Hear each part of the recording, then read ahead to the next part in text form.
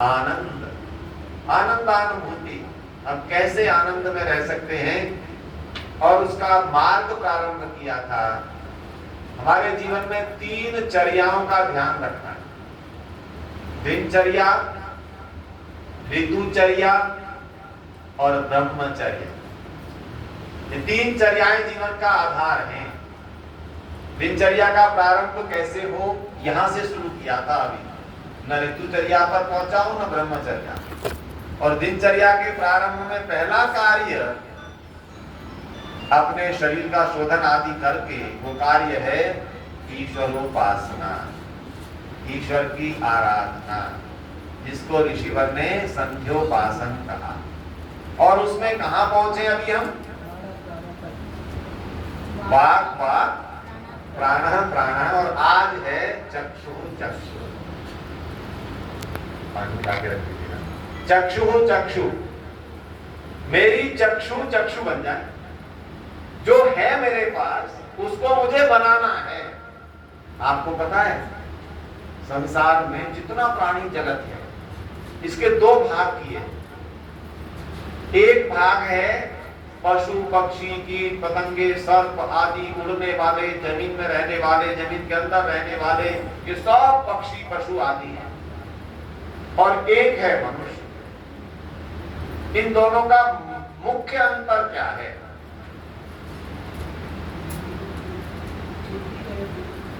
बुद्धि। आप लोग सब एक्टिव हो जाएंगे क्लास में। एक उत्तर मिला कि मनुष्य के पास बुद्धि है। इसका अभिप्राय ऐसा लगा कि अन्य प्राणियों के पास बुद्धि नहीं है। हाँ, अब आपका मतलब 2 मत हो गया आपके। अब एक आया धर्म, एक आया कर्म करने की स्वतंत्रता। और अच्छा, मूल पे जाइए, मूल पर पहुंचते हैं। संसार में मनुष्य के अतिरिक्त जितने प्राणी हैं, आप इस सिद्धांत को पकड़ना, उनका स्वाभाविक ज्ञान इतना है कि कहीं पढ़ने लिखने की आवश्यकता नहीं पड़ती, जीवन पूरा चल जाता। क्या अंतर हुआ? पहला, मनुष्य से इतर जितने प्राणी हैं उनका स्वाभाविक ज्ञान, जिसे हम कहें नेचुरल नॉलेज, नेचुरल नॉलेज का स्तर इतना है कि पूरा जीवन उस पर चल जाता है। किसी को पक्षी को उड़ना सिखाया जाता है कि, किसी को तैरना सिखाया जाता है कि, किसी को चलने के लिए गाड़ी की या किसी उसकी भाग की सहारे की जरूरत पड़ती है कभी? आप किसी को देखिए, पक्षी अंडे से निकलता है और घोंसले में ही उतने समय तक रहता है, फिर उड़ने लग जाता है। दूसरा जो मनुष्य है, इसका स्वाभाविक ज्ञान न के बराबर है, शून्य तो नहीं कहता, न के बराबर है। अब ये अंतर करना यहां से शुरू करेंगे। मनुष्य का स्वाभाविक ज्ञान, न तो ये स्वयं चलना सीखता, न ये बोलना सीखता, अच्छी तरह से भोजन करना भी सिखाया जाता है, कैसे करना है, प्रत्येक कार्य इसको सिखाया जाता है। अब आप बताइए निष्पक्षता से, दुनिया में श्रेष्ठ प्राणी मनुष्य है या अन्य है? है जी? अब परीक्षा करते चलना है, अपने को सतर्क करके बिठाना है। उत्तर मिला कि जी काला साहब कह रहे हैं हमारे मनुष्य है। ठीक है, बात सहमत है आप लोग? अब आप सतर्क होकर बोलते हैं उत्तर देने। हमने कहा कि संसार का श्रेष्ठ प्राणी मनुष्य है या अन्य प्राणी है? अब देखिए, अब थोड़ा सा परीक्षण करते चलते चलिए। हाँ जी, ये एक बात बताइए, आप में से कोई अध्यापक रहे हैं ना, अध्यापक अध्यापिका, क्लास में या स्कूल लेवल पर, कॉलेज लेवल पर कंपटीशन कंपटीशन कराते हैं, प्रतियोगिता। ठीक है, जरा ध्यान देना, प्रतियोगिता कराते हैं, डिबेट कंपटीशन। हाँ जी, अब वो आपके पास छोड़ दिया, मैंने खूब चिंतन करना है। अब मेरी सुन लीजिए, अब मेरी सुन लीजिए, आपका उत्तर भी ठीक हो जाएगा कि प्रतियोगिता में 10 बच्चे प्रतिभाग कर रहे हैं, पार्टिसिपेट कर रहे हैं। उसका निर्णय वो बच्चे करते हैं या कोई? कौन करते हैं? निर्णायक करता है ना। अच्छा, एक बात बताइए, मनुष्य श्रेष्ठ प्राणी है, इसका निर्णय हम स्वयं कर लें या किससे करवाएं? अब आप सतर्क होके रखिए। देखिए, मैं आपसे बस कक्षा चल रही है, हम निर्णय स्वयं कर रहे हैं कि हम श्रेष्ठ हैं। कोई बात तो होगी, किसी ने किया होगा, हमारे कहने से नहीं हो रहा। हमारे कहने से हम श्रेष्ठ नहीं है। मैंने कभी अपना पुरस्कार अपने आप नहीं लिखा कि मैं प्रथम पुरस्कार प्राप्त किया। मेरा पुरस्कार एक निर्णायक मंडल ने किया। हमारा निर्णायक मंडल कौन है?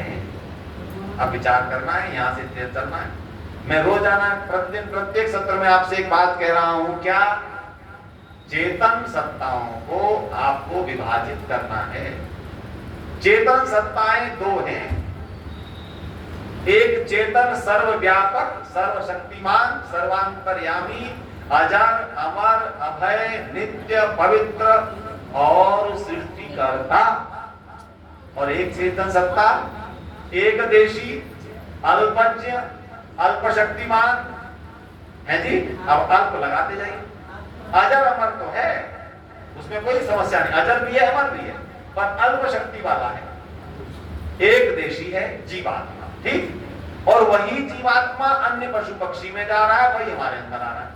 ये वैदिक सिद्धांत कहता है एक ही जीवात्मा है जो मनुष्य योनि को प्राप्त होता है और अन्य योनियों को प्राप्त होता है। अब थोड़ा सा आते हैं, निर्णय कैसे करेंगे कि हम श्रेष्ठ हैं। हम श्रेष्ठ हैं नहीं, ध्यान दीजिएगा, हम श्रेष्ठ हैं नहीं, श्रेष्ठ बनते हैं। यहां आना है। हम श्रेष्ठ इस शरीर को प्राप्त करने मात्र से नहीं हैं। यदि यह शरीर ही श्रेष्ठता का आधार होता तो इस धरती पर इस समय 8 अरब मनुष्य हैं। 8 अरब से और ज्यादा भी हो सकते हैं। क्या सभी मनुष्य श्रेष्ठता की श्रेणी में आते हैं? नहीं आते, नहीं आते। अनेक पशु पक्षियों से घिरे हुए मनुष्य हैं। पशु पक्षी अपनी नियम की दिनचर्या को नहीं तोड़ता। किसी भी 4 बजे आप गौशाला में बैठ जाइए, चले जाइए, गाय आपको सोती हुई नहीं मिलेगी। और इंसान, कोई सोने का नियम नहीं, जगने का नियम नहीं। आप और घुड़साल में चले जाइए, अश्व में, आप अनेक प्राणियों का चिंतन कीजिए, अध्ययन कीजिए। अब मैं निवेदन करता हूं, यदि मनुष्य जन्म से श्रेष्ठ होता तो वेद माता को कहना नहीं पड़ता, मनुर्भव जनया दैत्यम जनम। वेद माता ने क्या कहा? मनुष्य बनो। क्या अर्थ है? आप जन्म से मनुष्य नहीं हो, जन्म से आप पशु भी हो, जन्म से आप जितनी योनियां हैं उनके दुर्गुण भी हमारे अंदर हैं। उनको कैसे शोधन करता है, किससे करता है? मूल पर आते हैं। मनुष्य से इतर सभी प्राणी स्वाभाविक ज्ञान से जीवन चला लेते हैं, परंतु मनुष्य का जीवन नैमित्तिक ज्ञान से चलता है। क्या उत्तर है? नैमित्तिक ज्ञान से चलता है। मेरी माँ ने मुझे बोलना सिखाया। मित्रों, बंधुओं, माताओं, माँ ने बोलना ही नहीं सिखाया, माँ ने मुझे बचपन से योग सिखाया। आप सबको सिखाया कि नहीं? योग में 7वां अंग है। जरा बोलो 6 अंग। यम, नियम, आसन, प्राणायाम, प्रत्याहार, धारणा। बस यही रुकना है, यही रुकना है। क्या है? ध्यान। सब, अरे मत पहुंचो माता जी, थोड़ी जल्दी मत है। गाड़ी को 180 पर मत चलाइए, थोड़ा सा धीरे स्पीड रखनी है। मैं कह रहा हूं 7वें पर टिकना है।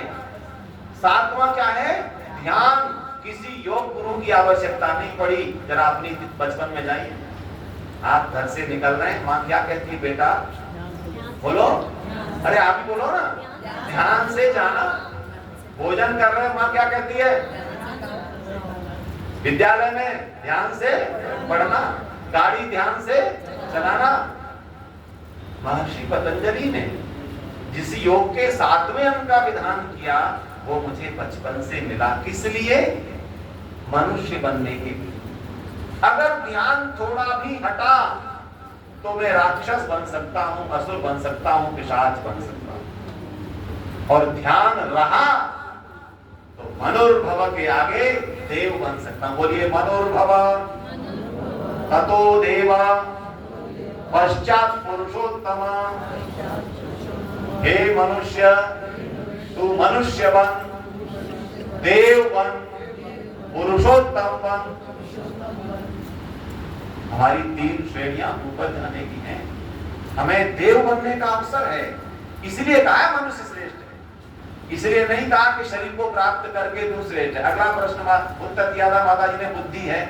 महर्षि मनु जिनका मनुस्मृति ग्रंथ है, प्रथम अध्याय के 77वें श्लोक में लिखते हैं, भूतानां प्राणिनः श्रेष्ठा प्राणिषु बुद्धिजीविनः।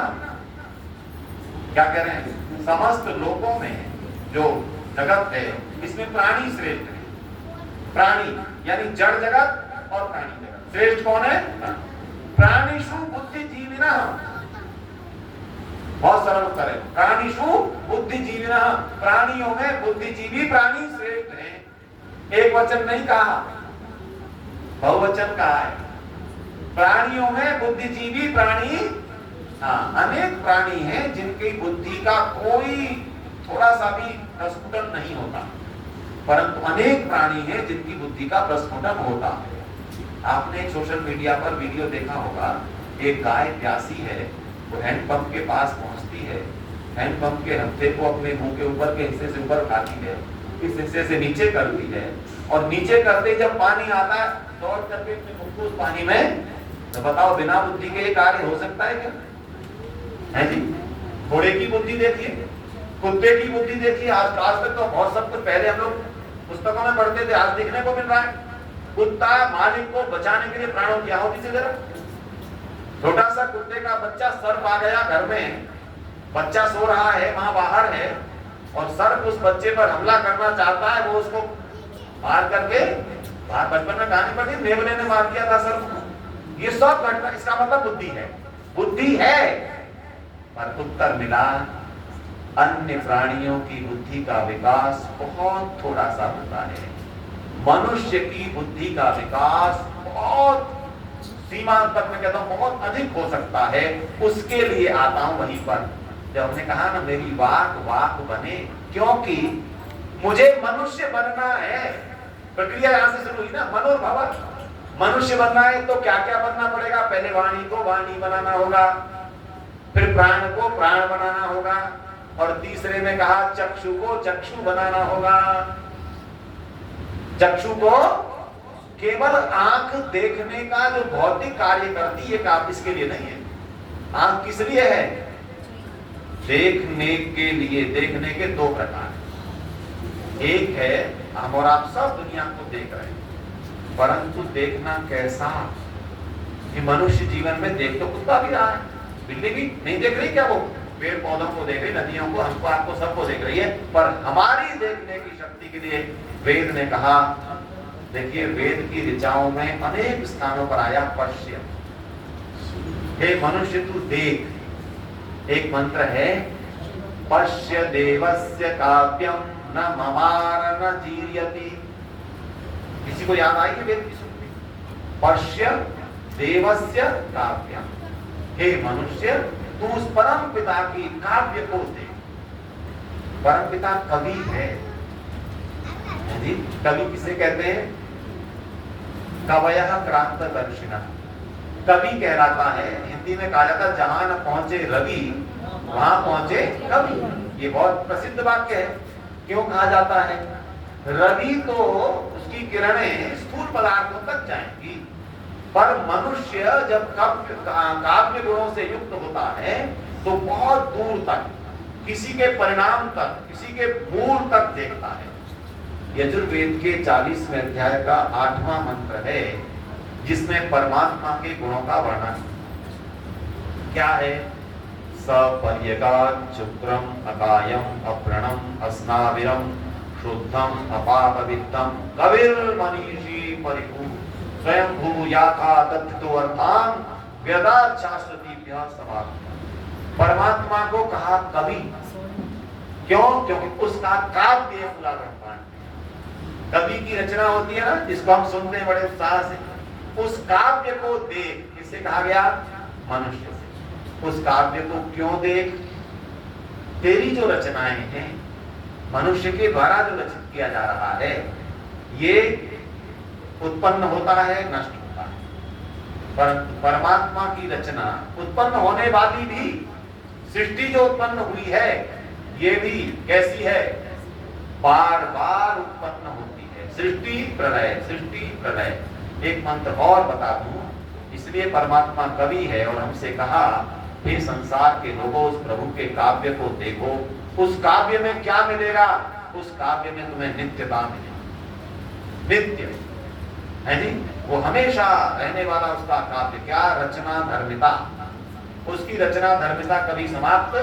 हमारे प्रायः समाज में ये कहा जाता है, आप सब लोग जानते हैं, वह परमात्मा ब्रह्मा है, विष्णु है और महेश है।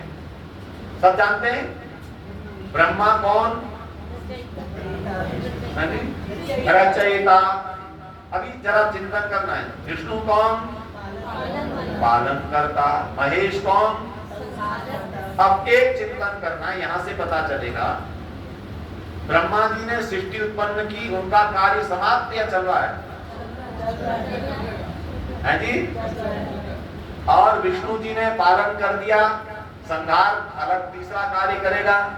हमारे कई शास्त्रों में जो आर्य समाज और वेद से इतर है, मुझे कल कोई बात आई थी कि साहब आर्य समाज के लोग ऐसी सी बात करते हैं कि दूसरे लोग कट जाते हैं। मैंने कहा हमने तो आज तक नहीं कि, हम तो जोड़ते हैं। कैसे जोड़ते हैं? सब मानते हैं सत्य सनातन का आधार ग्रंथ वेद है। क्या मानते हैं? सब मानता, पूरा समाज हमारा आधार ग्रंथ वेद है। वेद के बाद कहते हैं वेद पुराण 6 शास्त्र, कहते हैं ना। हम भी कहते हैं वेद पुराण 6 शास्त्र 11 उपनिषद, ब्राह्मण ग्रंथ, आरण्य ग्रंथ, स्मृति हम और पढ़ाते हैं, 3 में नहीं रुकते हम। तो पुराण का अर्थ स्वामी दयानंद ने लिखा, पुराण को पुराण इतिहास। स्वामी जी ने कहा पुराण का अर्थ है इतिहास, और इतिहास स्वयं में प्रमाण है। परंतु जो सृष्टि नियम के अनुकूल है वो तो इतिहास है।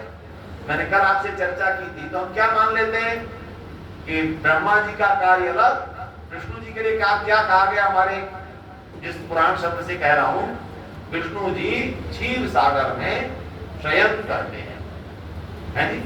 ब्रह्मा जी किस लोक में रहते हैं? अरे आप लोग बताते जाइए। ब्रह्म लोक में रहते हैं। ये जो चिंतन है आज, इसको अच्छी तरह जानना है। ब्रह्मा जी का लोक अलग बता करके उनको अपने से दूर कर दिया है। विष्णु जी का लोक क्षीर सागर बताकर कमला कमले श्वेते हरे श्वेते हिमालय, ये बता दिया।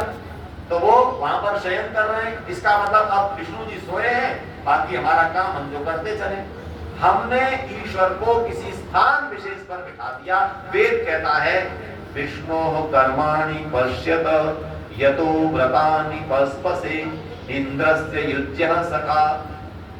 ऋग्वेद प्रथम मंडल 122 सूक्त 19वां मंत्र, संख्या भी बता रहा हूं। ये मंत्र क्या कहता है?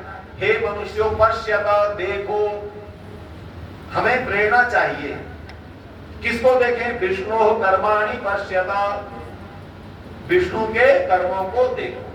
विष्णु कौन है? इसकी विपत्ति है वेवेष्टि व्याप्नोति यत् जगत सर्वम स विष्णु। विष्णु किसे कहते हैं? आपने पालन करता कहा था, पर विष्णु शब्द का अर्थ है वेवेष्टि व्याप्नोति यत् जगत सर्वम, जो समस्त जगत में व्याप्त है। और विष्णु व्याप्त, उसे ही शब्द बना है विष्णु। तो ये जो व्याप्त है। अब एक बात बताइए, आज हमारे बच्चे हमसे प्रश्न करते हैं, आपसे भी करते हैं, क्या आप कहते हो परमात्मा है? पहली बात तो यही प्रश्न आता है, परमात्मा है कि नहीं? हमारे कुछ बच्चे भी आज आए हैं, हाँ जी, बड़ी कक्षाओं के भी कोई आए हैं आज। हाँ, कुछ युवा दिख रहे हैं मुझे। परमात्मा है, ये सबको विश्वास है? हाँ जी, चिंतन पूर्वक है या परंपरा से है? यहां मैं इसलिए लेके आना चाहता हूं, पश्यत इसीलिए कहा गया। जब हम जगत को देखते हैं, पंखा भगवान ने नहीं बनाया, ये घर ईश्वर ने नहीं बनाया, ये माइक ईश्वर ने नहीं बनाया, ये कपड़े ईश्वर ने नहीं बनाए। जितने पदार्थ हम उपयोग कर रहे हैं सामने, उनमें बहुत अधिक पदार्थों को हम देखते हैं, ये तो ईश्वर ने ईश्वर ने नहीं बनाए, मनुष्य ने बनाए। और दूसरी तरफ हम क्या कहते हैं, जब जब जहां जहां जो जो जैसा जैसा हो रहा है वो सब प्रभु कर रहा है जी, बोलते हैं कि नहीं? अच्छा, कितने लोग इस बात से सहमत हैं, जब जब जहां जहां जैसा जैसा हो रहा है वो सब प्रभु की इच्छा से हो रहा है? कितने लोग सहमत हैं इस बात पर? पूरे पूरे का ठेका मत दो माता जी। हाँ, हाथ खड़े करिए, हाथ खड़े हो रहे हैं, कुछ हाथ खड़े हो। जब जब जहां जहां जो जो जैसा जैसा हो रहा है वो सब प्रभु करवा रहा है, प्रभु की व्यवस्था से हो रहा है। इसके सहमत लोग हाथ खड़े करें ना भी, सहमत है, सहमत है, ठीक। अच्छा, इससे असहमत कितने हैं? बाकी लोग बहुत समझदार हैं। सहमत में 5-6 हाथ उठे, असहमत में भी 5-7 हाथ उठे। बाकी सबने कहा हम तो ऐसे हैं, आपको थोड़ा सा हंसना आवश्यक है। एक बार हम एक पार्टी में थे, तो वो प्लेट में लेकर के लोग आते हैं चाय कॉफी, तो ये कागज वाला जमाना नहीं था, कांच के कप आते थे। तो चाय आई या कॉफी आई, सज्जन ने पी ली और कप उल्टा करके रख दिया। दूसरे ने कॉफी पी और सीधा करके रख दिया। अब थोड़ा सा गुलगुल का पड़ा हुआ कोई थोड़ा सा तेज था, उसने ऐसे लिटा के रख दिया, ऐसे कब 3 तरह से रख गए। इन लोगों ने कहा भाई तूने लिटा के क्यों रखा? तो बोले कि आपने उल्टा क्यों रखा? बोले मैंने उल्टा इसलिए रखा कि मुझे अब नहीं चाहिए। बोले मैंने सीधा इसलिए रखा कि और चाहिए। ये वाला बोला हो तो दे दो, नहीं तो कोई बात नहीं। ये तीसरे वाला जो है ना, ये बड़ा समझदार प्राणी है सगा। तो आप लोग भी उसी वाली श्रेणी के हैं। बोले सहमति का भी कुछ पता नहीं, असहमति पता नहीं, हम तो चुप रहते हैं। ये बुलाया है वक्ता, ये बताएगा। ये वक्ता बुलाया किसी लिए, हम ही बताने वाले थे, तो इसको क्यों बुलाया गया? ठीक है, तो मैं आपको बताता हूँ। जब जब जहां जहां जो जो जैसा जैसा हो रहा है, यह सब ईश्वर की व्यवस्था से नहीं हो रहा।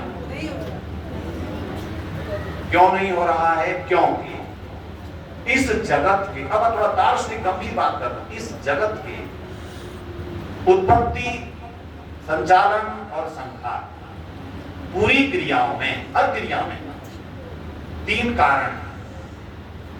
कारण और क्या है? निमित्त कारण, उपादान कारण, साधारण कारण।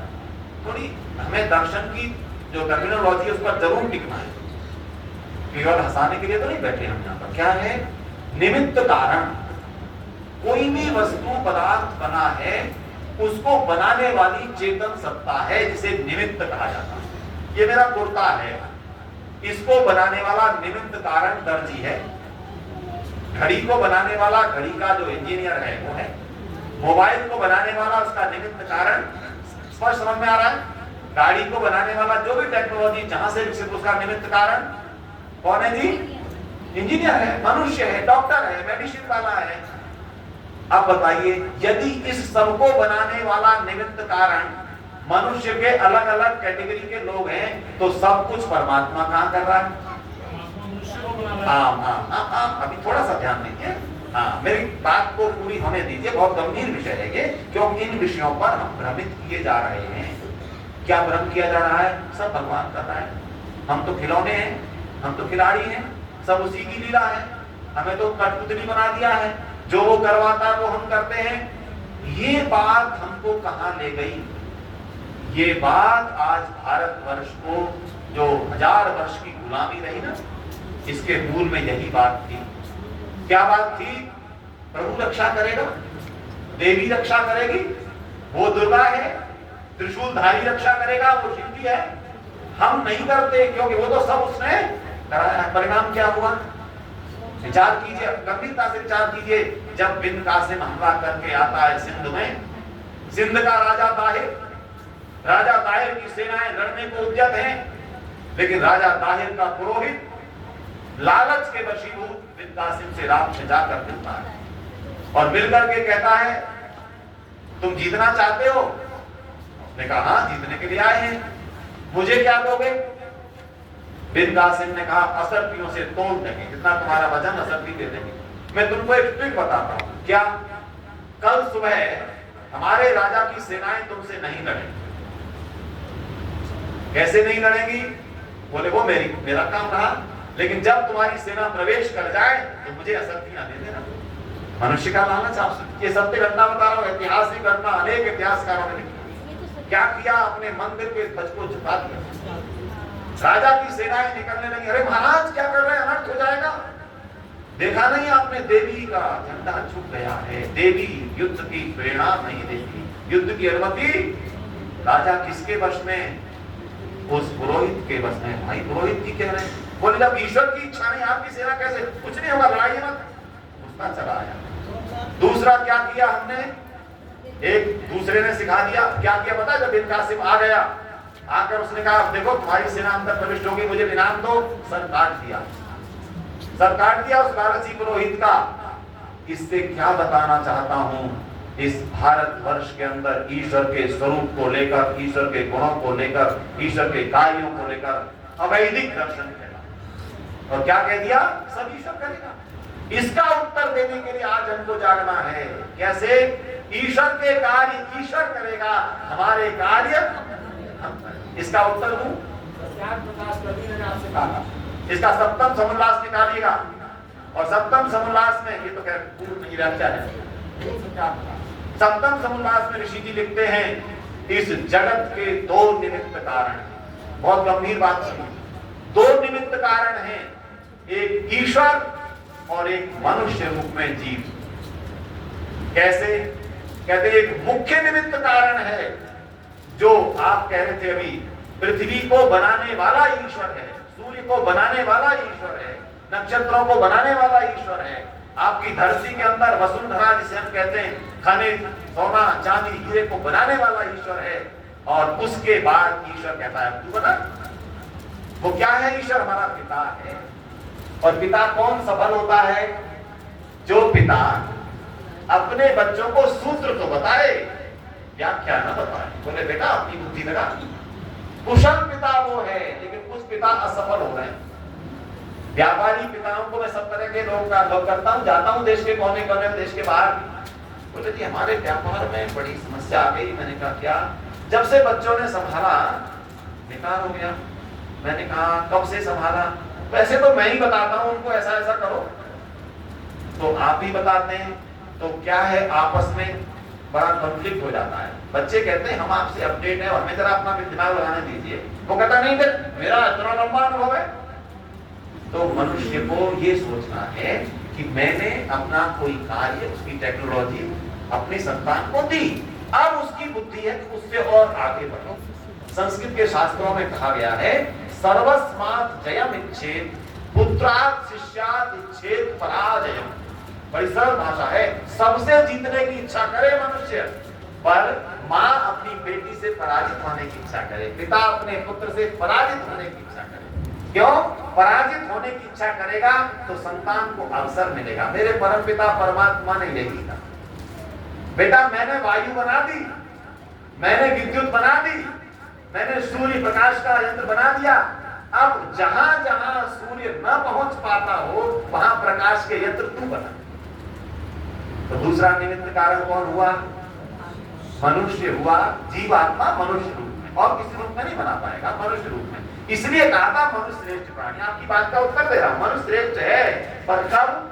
जब वो वैज्ञानिक बनता है, जब वो दार्शनिक बनता है, जब वो चिंतक बनता है, जब वो कवि बनता है, जब वो मनीषी बनता है, जब वो योगी बनता है, जब वो साधक बनता है। अरे कुछ तो बनना है। इसीलिए कहा हमारे जीवन में कहा चक्षु चक्षु, मेरी आंख देखना तो शुरू करे। कैसे देखे? एक राजनेता ने अपना पीए रखना था, कोई पीए रखने के लिए उसने एडवर्टाइज निकाला। बहुत से लोगों ने आवेदन किया, उसमें से 10-20 युवक आए सेक्रेटरी बनने के लिए। एक युवक की योग्यताएं उसे बड़ी अच्छी लगी और उसे कहने लगा मुझे आपको ही रखना है, पर एक परीक्षा लूंगा। बोले क्या परीक्षा लोगे? मेरी ये 2 आंखें हैं, इनमें से एक आंख असली है और एक नकली। उस युवक से कहा मेरी एक आंख, दोनों एक सी दिखती है। एक क्षण लगाया और युवक ने कहा, आपकी बाईं आंख असली है और दाहिनी आंख नकली है। नेता को आश्चर्य में पड़ गया, इनमें कोई अंतर नहीं है, एक सी बनी हुई है। अब कहता है, तुमने कैसे पता लगाया कि मेरी बाईं आंख असली है और दाहिनी नकली है? बोला, जी आपकी बाईं आंख असली है, दाहिनी नकली है। दो बार फिर बोला, अरे भाई मुझे कारण बताओ। वो युवक थोड़ा सा सर बोले, आप नाराज न हो जाएं। बोले, क्या? आपकी बाईं आंख में मेरे प्रति सहानुभूति है, अर्थात दाहिनी आंख में सहानुभूति है और बाईं आंख में नहीं, क्योंकि नेता के असली आंख में सहानुभूति नहीं हो सकती। ये देखने का कौशल। हम पत्ते गिरते देखते हैं। एक युवक बाहर निकला, तेज हवा चली, पत्ते उड़ने लगे, बहुत दूर तक वो नाचने लगा। नाच रहा है। लोगों ने पूछा, तू क्यों नाच रहा है? बोले, आज मुझे जीवन का सार पता लग गया। क्या सार पता लगा? जैसे ये पत्ते इस पेड़ पर थे, एक हवा के झोंके में उड़ते चले गए। मैं कहाँ अभिमान किए जा रहा हूं, एक हवा का झोंका मुझे उड़ाता चला। मेरा जीवन इस पत्तों की तरह है। वेद ने कहा है, हे मनुष्य, जब जब तुझे जीवन में अभिमान आए तो सोच लिया कर, अश्वत्थेवो निसदनम पर्णेवो वस्तिस्मृता। ये देखने की दृष्टि को विकसित करने के लिए क्या चिंतन करना। मनुष्य के जीवन में दो अवस्थाएं आती हैं, या तो अभिमानग्रस्त रहता है, मैं ये कर रहा हूं, मैंने ये कर दिया, मैंने ये कर दिया, अथवा निराशा में आ जाता है। अवसाद में 4 दिन का जीवन है, क्या करना है। आपने दोनों प्रकार का संगीत सुना है। 4 दिन की जिंदगी है, इसमें क्या है? आप लोग गाती से पूरा याद नहीं है। फिर अंधेरी ना, निराशा में पड़ा है। दो अवस्थाएं हमारे मन की हैं। परमात्मा कहते, हे मनुष्य, पश्यत पश्यत पश्यत, देख देख देख। क्या देख? जब जब तुझे निराशा आए, आप यज्ञ करते हैं प्रातःकाल, यज्ञ में मंत्र बोलते हैं शांति करने। उस मंत्र का अगला भाग है, दैवी नावम सरित्राम। याद आ रहा है मंत्र? दैवी, बस इतना ही बताना है मुझे, बाकी आप ढूंढना। दैवी नावम सरित्राम। हे मनुष्य, तेरा ये शरीर सामान्य नहीं है। ये तेरा ये शरीर, जीवन सामान्य नहीं है। दैवी नावम सरित्राम, दैवी दिव्य गुणों से युक्त नौका है। क्या मिला है तुझे? इसकी नौका पर चिंतन तो कर। कई बार हम लोग कहते हैं कि हम क्या कर सकते हैं, हम कैसे करें। मैं उनसे कहता हूं, अच्छा हमारे बचपन से सुना है, कुछ नहीं है। बोलो जी कुछ नहीं। अच्छा तो ऐसा कर, अपनी एक उंगली 1 लाख रुपए में देगा? ये सब क्या बात कर रहे हैं? अच्छा एक आंख, आजकल तो होती है ट्रांसप्लांट, 10 लाख में देगा? अरे नहीं, कैसे दे दूंगा। अच्छा एक किडनी 25 लाख 30 लाख में देगा? अरे नहीं, कैसे दे दूंगा। अब जरा जोड़ता चल, तेरी एक उंगली लाखों की है, तू नहीं देने को तैयार है, एक किडनी को देने को तैयार नहीं है। समझदार लोगों की बात हो रही है, किडनी तो बेच भी रहे हैं आजकल लोग, समझदार नहीं देने, फिर तू अमूल्य शरीर वाला है। इसलिए वेद ने क्या कहा? दैवीम नामम सरित्राम। जब जब हमें अवसाद आए, मैं क्या कर सकता हूं? उत्तर क्या चाहिए? ये दिव्य नौका मिली है, और किस लिए मिली है? संसार रूपी सागर को तैर कर पार करने के लिए, इसी में डूबे रहने के लिए। मैं निवेदन कर रहा हूं, 6वां सत्र है, क्योंकि 6 सत्रों में व्याख्यान देता हूं, 7 में भाषण देता हूं। जानते हैं आप लोग, 6 सत्रों में व्याख्यान और 7 में भाषण। तो कल तो गंभीर विषय नहीं आएंगे। इस जीवन का चिंतन कीजिए। ये जीवन दिव्य नौका के रूप में प्राप्त हुआ है, और जब जब अभिमान आ जाए, संसार का सबसे बड़ा आश्चर्य क्या है जानते हैं हम लोग? महाभारत में जिस समय यक्ष युधिष्ठिर से प्रश्न कर रहे हैं, आज इन कथाओं को सुनाने की आवश्यकता है। हमारे बच्चे जानते ही नहीं कौन यक्ष, कौन युधिष्ठिर। थोड़ा बहुत कृष्ण जी को जानते हैं, थोड़ा अर्जुन का नाम जानते हैं। ये किस किस को पता है महाभारत का उपाख्यान यक्ष युधिष्ठिर संवाद? 4 हाथ। ठीक है, इसको थोड़ा दोबारा से रिपीट कर लीजिए। जिस समय अज्ञातवास में पांडव हैं, जंगल में भ्रमण कर रहे हैं, प्यास लगी, पास में कोई पानी दिख नहीं रहा था। युधिष्ठिर ने कहा जरा पता करो पास में कोई सरोवर हो तो जल लेकर आओ। पांचों भाई बैठ गए। सबसे पहले भेजा उन्होंने भीम को, युधिष्ठिर से एकदम दूसरे नंबर के भाई, शक्तिशाली।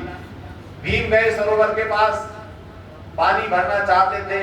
सरोवर के अधिपति ने आवाज लगाई, रुको, अभी पानी मत लेना, पहले मेरे प्रश्नों का उत्तर दो। भीम ने सोचा मुझसे बलशाली कौन है, कौन होता है। मैं पानी भरने लगे, मूर्छित हो गए, बराबर धराशायी हो गए। बहुत देर तक भीम नहीं लौटे।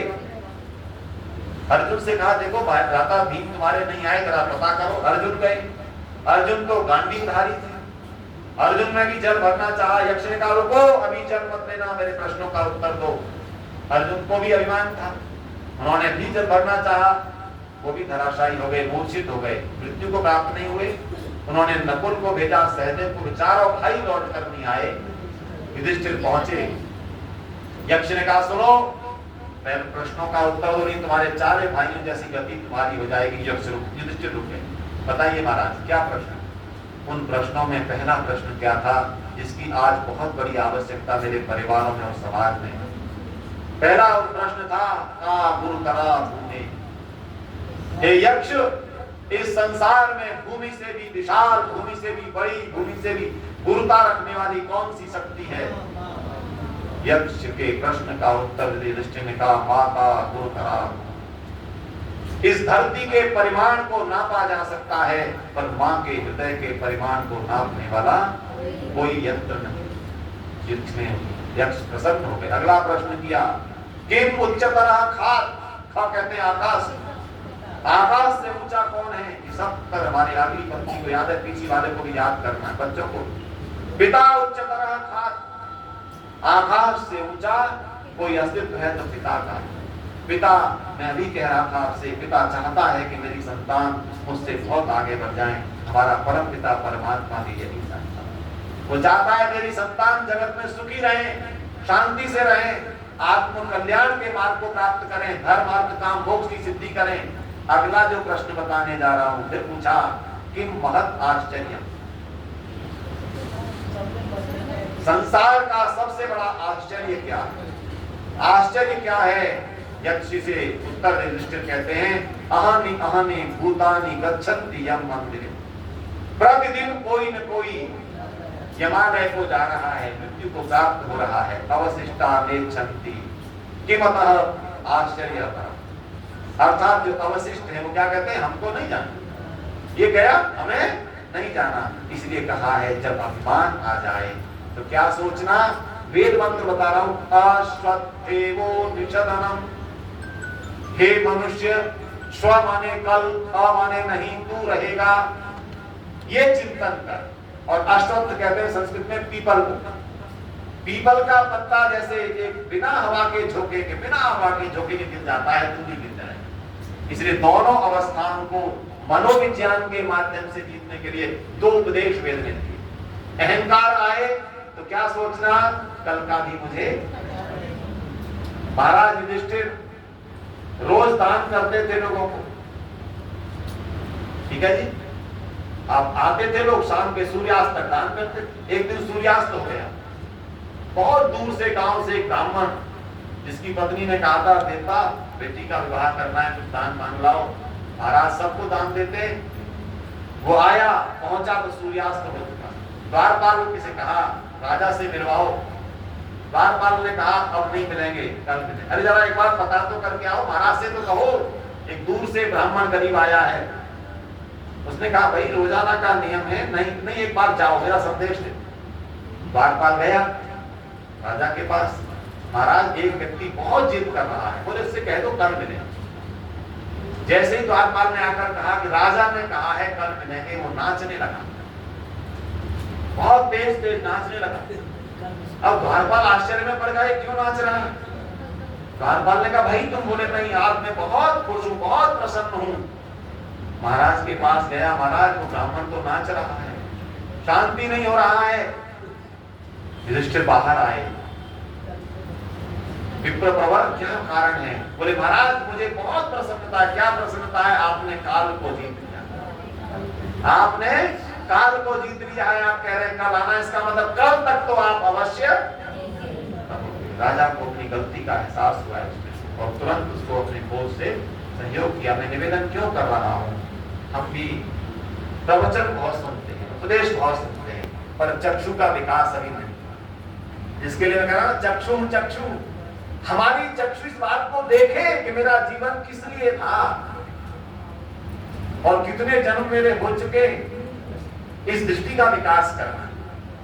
जब विराट रूप भगवान कृष्ण अर्जुन को दिखाते हैं, अर्जुन विषादग्रस्त होता है, आप और हम सब जानते हैं।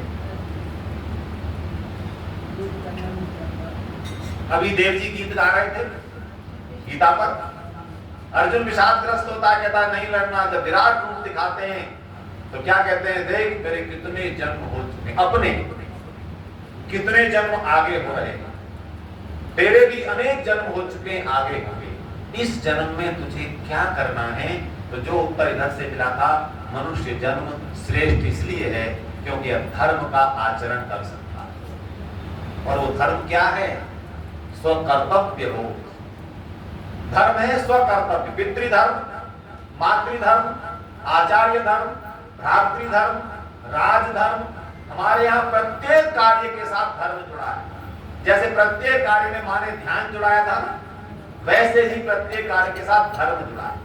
इसलिए जीवन का चिंतन ये करना है कि हमारे एक पल का पता नहीं, जब अभिमान आ जाए तो ये सोचना।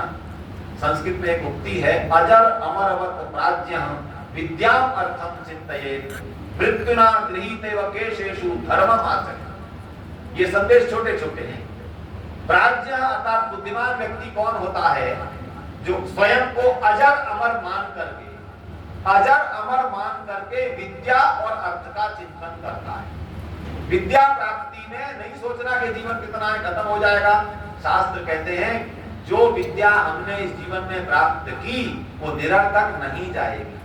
आपकी कोई भी अवस्था है, आप स्वाध्याय, हमारी बहन बैठी है सुरेंद्र जी, पूरे घर को मैंने कहा जी आपने तो हमको भी माफ कर दिया। दरवाजों पर रूप लिखे हुए, श्लोक लिखे हुए, मंत्र लिखे हुए, कागज लेके चिपकाए हुए, क्या है चलते फिरते इनको स्मरण करते, याद करते। कहीं पर कोई पुस्तक इतने पेज पर खुली हुई है, इतने उस पर लिखे हुए, आप सबके भी हो सकते हैं, मैंने आज देखा इसलिए बता रहा हूं। हमारे जीवन में कभी निराशा नहीं आएगी यदि हमने पुस्तकों को मित्र बनाया। स्वाध्याय का संकल्प ले लिया। मैं गुरुकुल कांगड़ी में पढ़ता था, विद्यालंकार में, हमारे पास में एमए का वेद विभाग था। एमए में बच्चे पढ़ते ही थे। एक व्यक्ति 65 वर्ष की आयु से, जैसे भटनागर जी 65 के हुए, साइकिल पर पढ़ने आते। हम वेद में एमए करने का प्रवेश लिया, उन्होंने 65 वर्ष एमए कर लिया। हमने एक दिन पूछा, ताऊ जी ये एमए क्यों कर रहे हो? बोले बेटा मैं गांव का रहने वाला हूँ, मैंने पहले इंटर करके अध्यापक लग गया, पूरा जीवन पढ़ाई मतलब पढ़ाता रहा, अगर बच्चों को पालता रहा। मुझे इच्छा थी कि मैं वेद पढ़ूं। कहीं से ऋषि के व्याख्यान लोगों के माध्यम से सुन लिए थे कि पढ़ना जरूर चाहिए वेद को, मनुष्य जीवन वेद के बिना निरर्थक है। तो मैंने संकल्प किया वेद पढ़ूंगा। और आप सुनना, मैंने कहा तो घर में पढ़ लेते, आप तो स्वाध्याय कर सकते थे। बोले नहीं, जिस सिस्टम से, जिस क्रम से, जिस अनुशासन से कक्षा के हिसाब से पढ़ा जाएगा वो नहीं पढ़ पाता। एमए में प्रवेश ले लिया। गुरुकुल कांगड़ी में केवल एमए वेद ऐसा था, किसी भी आयु का कोई भी व्यक्ति प्रवेश ले सकता था। ये हमारे स्वामी श्रद्धानंद जी ने विधान किया। एमए कर लिया, चलो ठीक है, समझ में प्रथम श्रेणी में उत्तीर्ण किया। अब बोले पीएचडी करूंगा, 67 वर्ष के हो चुके थे, पीएचडी में प्रवेश लिया। वेद में शोध का विषय चयन हो गया, साइकिल पर आ रहे थे। मैं निवेदन, मैंने कहा ताऊ जी क्यों कर रहे हो इतना सब? बोले जब जहां तक पढ़ते हुए मेरा जीवन समाप्त होगा ना, अगला जीवन वहां से शुरू होगा। क्या ये चिंतन हम अपने जीवन में नहीं कर सकते? अपनी चक्षु को खोलना है। अब अगली बात कह रहा हूं जो बहुत आवश्यक है, चक्षु के खोलने के व्यापकता को देखना है कि हमें जीवन दर्शन पता लगे। और जीवन दर्शन जब पता लग जाएगा, आज हमारी बहुत बड़ी संख्या वृद्ध जनों की है जो परेशान अनुभव करते हैं। कारण क्या है? परिवारों में उपेक्षा है, बच्चे उनका अपना ध्यान नहीं रखते, हमारे ऋषियों ने लाइफ मैनेजमेंट के जो बहुत बढ़िया सूत्र दिए, वो क्या थे? 4 आश्रम। ठीक है, ध्यान रखना, 4 आश्रम। एक 25 वर्ष की आयु भाग बिना सुख सुविधाओं के केवल अध्ययन, शक्ति, शारीरिक, मानसिक और आत्मिक 3 शक्तियों का विकास, तीनों शक्तियों का विकास एक काल में होगा। कैसे होगा? सब बच्चे तप करके पढ़ेंगे, जिनके भोजन की व्यवस्था सबकी समान होगी, आवास व्यवस्था समान होगी। पास वाले बच्चे को नहीं पता कि मेरे साथ में जो तखत पे विद्यार्थी है इसके घर में कितनी संपदा, क्यों? उसका कोई बखान गुरुकुल में नहीं होगा। जब तक ये शिक्षा पद्धति रही, हमारे देश से श्री राम, श्री कृष्ण, बताओ कहां पढ़े श्री राम? राजा के बेटे थे ना, महर्षि वशिष्ठ के गुरुकुल में पढ़े। भगवान कृष्ण किसमें पढ़े? महर्षि संदीपन के आश्रम में पढ़े। मेरे ऋषिवर देव दयानंद घर छोड़ करके भटकते फिरे, कहां नहीं गुरु विजयानंद की कुटिया में पहुंचे। हमने सब शिक्षा पद्धति पर समझौता कर लिया। क्या कर लिया? हमारे बच्चे घर में भी एसी में, बस जाएगी एसी में लेकर के, विद्यालय के क्लासरूम, लैब, लाइब्रेरी सब एसी में। अब उससे कम पर गृहस्थ में समझौता नहीं होगा। उतना तो चाहिए। हम लोग जो पढ़े ना, गुरुकुल के पढ़े 3-4 बैठे हैं यहाँ, अजय जी बैठे हैं, देव जी बैठे हैं, राजीव बैठे हैं, मैं 40 दिख रहा हूँ। हमारे शशिकांत जी भाई साहब, शशिकांत जी बैठे हैं गुरुकुल में पढ़े हुए। इनकी एक बात मैं बता दूं, इन्होंने मुझे चेक दे दिया है गुरुकुल का, ठीक है? तो गुरुकुल के पढ़े को गुरुकुल की चिंता है कि मेरा गुरुकुल चले। वहां पर तपस्या पूर्वक विद्यार्थी जब पढ़ता है, ध्यान देना, तो गृहस्थ में थोड़ा सा भी सुख उसे सुखी कर देगा। हमने गुरुकुल में जिस भोजन का सेवन किया ना, पीली दाल और काली दाल, दाल का मूंग, अरहर, मसूर, ये रंग नहीं पता था, नाम नहीं पता था। आज कौन सी दाल बनी है पाकशाला में? पीली बनी है। पीली में मूंग भी आ जाती थी, मसूर भी आ जाती थी, अरहर भी, चना भी, और काली में काली मल का उड़द, मांदी दाल, ये सब राज में काले में।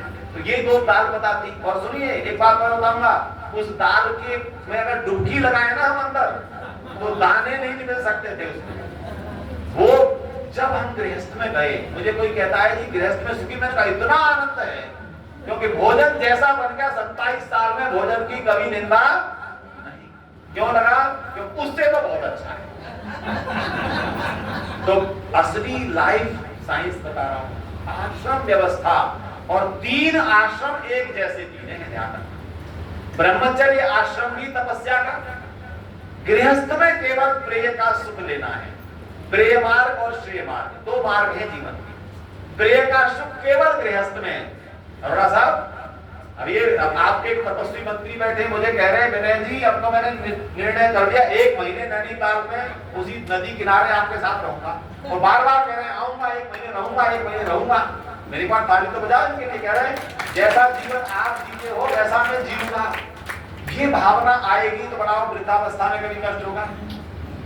नहीं होगा। कारण मैं निवेदन कर रहा हूं, अपने जीवन को ऐसा बनाइए। जो आश्रम ब्रह्मचर्य का था उसमें हमने तप करके विद्या प्राप्त की।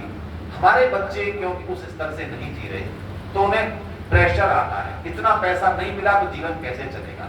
हमारी बैठी है, आज आए कि नहीं उनके पतिदेव बहन जी के, वो कह रहे आचार्य जी हमें जितनी पेंशन मिलती है वो ज्यादा लगती है, बच्चों को खर्च कर देते हैं, तो अन्य बच्चों को पढ़ाने में खर्च कर देते हैं, अपने पे नहीं जरूरत है।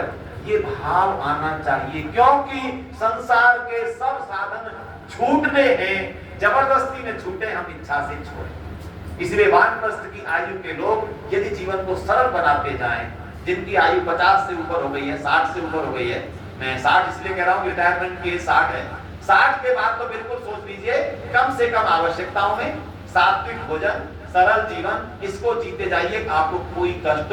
और दूसरा, अपनी संतानों को दायित्व सौंपते जाइए। ऋषि जी ने क्या लिखा? संतान के संतान हो जाए, अपना दायित्व सौंप दीजिए। यदि दायित्व पर आप बैठे रहेंगे, मैंने कई स्टोर्स पर देखता हूं 80-90 साल के हाथ कांप रहे हैं, गले में कोई बैठे मिलेंगे। मैंने कहा बाबूजी क्यों बैठे? बोले नहीं ये बच्चे गड़बड़ कर देंगे। अरे भाई कब तक का ठेका लिया है हमने? एक पीढ़ी का, एक योजन का। इस जन्म में मैं कह रहा हूं, इस जन्म में केवल हम अपने कार्यों को वर्तमान में इसलिए निवेदन करता हूं, पश्यत मेरी चक्षु हो जाए, इस संसार के सार को जान, इस संसार की नश्वरता को देख ले, इस संसार में निस्सारता को देख ले और साथ में उसकी रचनाकार परमात्मा की महिमा को देख ले। दो चीज देखनी है, जो मिला है संसार ये तो छूटेगा, पर एक ऐसा है जो कभी नहीं छूटेगा, जो कभी नहीं छूटने वाला है ना, उसको देखना शुरू कर। इसीलिए कहा चक्षु चक्षु, ये मंत्र कहता है। इस मंत्र की बहुत लंबी व्याख्या करनी थी पर समय अभाव है। मैं निवेदन कर रहा हूँ हम अपने जीवन में थोड़े छोटे परिवर्तन लाएं। आज के व्याख्यान का सार बताना चाहता हूँ। मेरी दृष्टि कैसी हो, कल्याण को देखने वाली। भद्रम क्या क्या अरे मंत्र बोल रहा, भद्रम पश्येमाक्षभिः, हम अपनी आंखों से भद्र देखना चाहते। भद्रम कर्णेभिः शृणुयाम, अपने कानों से भद्र सुनना चाहें। निंदा सुनने की आदत छोड़। सबसे बड़ा रस, मंत्री जी खड़े हो रहे, बोले समय हो गया, बैठ जाइए 2 मिनट और। जब आप सुबह बढ़ा दे, थोड़ा सा बढ़ा रहा हूँ। मेरे कान निंदा सुनने को उद्यत न हो, ये प्रयास करना है। प्रैक्टिस आज से करिए। घर में वातावरण बनाइए। यदि कोई आपसे आके निंदा करता है, थोड़ी देर में कहिए, जो जिसके विषय में जो जो वाक्य कह रहे हो उसके सामने कह दोगे कि नहीं, बस सूत्र आपका प्रमुख सिद्ध हो जाएगा। अगर आपके सामने कोई किसी की, मैं प्रशासनिक पदों पर लंबे समय से प्रिंसिपल सब देख रहा हूँ, टीचर आएंगे मेरे पास, थोड़ी देर बैठेंगे, सर वो ऐसे कर रहा था, मैं कहता हूँ अच्छा ऐसा करता हूँ, जरा घंटी बजाई, जरा उनको बुला के लाओ सर। नहीं सर नहीं, उनके सामने कहना ना। अपनी प्रवृत्ति बना लीजिए, जो आप सबके सामने कह सकते हो वही बात दूसरे के विषय में करें। जिस दिन ये गुण हमारे अंदर आ गया, हमारी आधी समस्याएं समाप्त हो गई। हम क्या कर रहे हैं, छोटे छोटे उद्देश्यों के लिए घर परिवार में, समाज में, संस्थाओं में, सब जगह हमने द्वेष पैदा कर रखा है। ईमानदारी से बता रहा हूँ, मैं बहुत झेलता हूँ। इसलिए अपने जीवन को बदलना है। पश्यतः, दृष्टि का विकास करना है। क्या विकास करना है? मेरी दृष्टि भद्र देखना चाहती है, अभद्र नहीं। तो प्रयास करूं, जैसा मैंने कहा, यदि हम ईश्वर को सर्वव्यापक मानते हैं तो निश्चित रूप से हमारे प्रत्येक कार्य को, मन में आई हुई भावना को भी प्रभु जानता है। तो कम से कम उससे हम कहें कि प्रभु मैंने गलत सोच लिया। संध्या में रोज निवेदन करें, आज मेरे अंदर द्वेष आ गया। 6 मंत्र हैं संध्या के, जिनमें क्या कहते हैं हम, यो अस्मान द्वेष्टि यम वयम दुष्मा तम वो जम्भे दत्मः। हे परमात्मा, यदि भूलवश कोई मुझसे द्वेष करता है, मैं किसे द्वेष करता हूँ, करती हूँ, प्रभु इसका निर्णय मैं नहीं करूंगा। कौन करेगा? मेरा न्याय रूपी चलना है। ऐसा चिंतन लाना है। अपने द्वेष को समाप्त करिए, राग को समाप्त करिए, क्योंकि यही हमारे शत्रु हैं। परमात्मा हमको ऐसी दृष्टि दे कि ये सब समाप्त होता जाए। चक्षु चक्षु, समय बहुत अधिक हो गया। आपका बहुत बहुत धन्यवाद। अब एक निवेदन कर दूं, प्रधान जी ने और मंत्री जी ने, हमारे संरक्षक जी ने कहा, कपूर साहब ने, ये सब चर्चाएं कौन कर रहा है आपके बीच? गुरुकुलों के विद्यार्थी। गुरुकुल रहेंगे तो सनातन रहेगा। सनातन धर्म तब तक जीवित रहा जब तक पूरे देश में लाखों गुरुकुल चलते। आज आर्य समाज ने इस 150 वर्ष में सैकड़ों गुरुकुल खोले, चलाए, और वो सब कोई ग्रांट नहीं लेता। गुरुकुल, हमारा ध्यान रखना, कोई ग्रांट लेता हो तो वो गुरुकुल नहीं है, वो स्कूल कॉलेज हो गया। बिना ग्रांट के गुरुकुल चल रहे हैं, उपदेशक विद्वान तैयार कर रहे हैं। उन्हीं में से गुरुकुल है जिसका दायित्व है, वहीं में पढ़ा, उसका दायित्व है। आप लोगों से एक निवेदन है, अपनी पवित्र जो भी आपकी श्रद्धा हो, मैं बिल्कुल विवश नहीं करूंगा, आप उसका दान कल तक बना के आए तो आप दे सकते हैं। एक विद्यार्थी का 1 वर्ष का खर्च 21,000, इसका मतलब नहीं किसी देने सबको, कोई 1000 भी दे सकता है, 2000 भी। गुरुकुल में जाएगा सारा, आपको मैं उसका बारकोड दे दूंगा, उसको डायरेक्ट भेज दीजिए, अकाउंट नंबर दे दूंगा, वहां भेज दीजिए। आज मुझे मत दीजिए, कल रसीद काटेंगे तब दे सकते हैं। आपका सहयोग बहुत अच्छे कार्य में लगेगा। बहुत बहुत धन्यवाद। ओम शांति।